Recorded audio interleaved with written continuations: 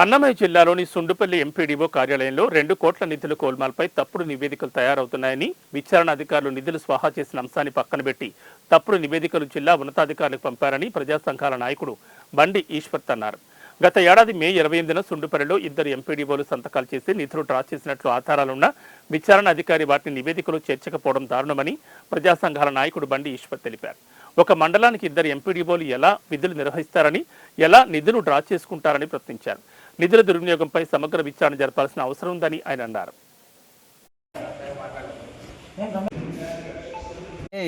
ఈ సుండుపల్లి మండల ఎంపీడీఓ ఆఫీసులో జరిగినటువంటి నిధుల దుర్వినియోగం పైన మేము జిల్లా కలెక్టర్ గారికి వినతిపత్రం సమర్పించడం జరిగింది.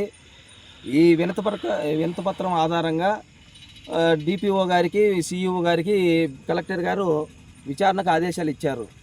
కానీ డిపిఓ గారు ఏం చేశారంటే వాస్తవాలను పక్కన పెట్టి, వాస్తవాలు ఏదైతే జరిగినట్టు అన్ని పక్కన పెట్టి కొన్ని మరుగును పెట్టి రిపోర్ట్ అనేది కలెక్టర్ గారికి ఇచ్చారు. ఎందుకంటే 2 కోట్ల స్కామ్ అనేది జరిగింది, వాస్తవంగా జరిగింది. కానీ నివేదికలో తప్పుడు నివేదిక ఇవ్వడం జరిగింది. ఏంటంటే 28/5/2024 తేదీన 2 ఎండిఓలు సంతకాలు పెట్టి అది నిధులు డ్రా చేశారు. నిధుల్ని వాళ్ళ సొంత ఖాతాల్లోకి వెళ్ళింది.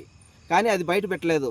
ఇంకా ఎంపీపీ కుమారుడు ఎవరైతే ప్రవీణ్ కుమార్ నాయక్ ఉన్నాడో అతని అకౌంట్లోకి చాలా డబ్బులు వెళ్ళినా కూడా వాళ్ళు అది మాత్రం మరుగున పెట్టి రిపోర్ట్ అయితే ఇచ్చినారు.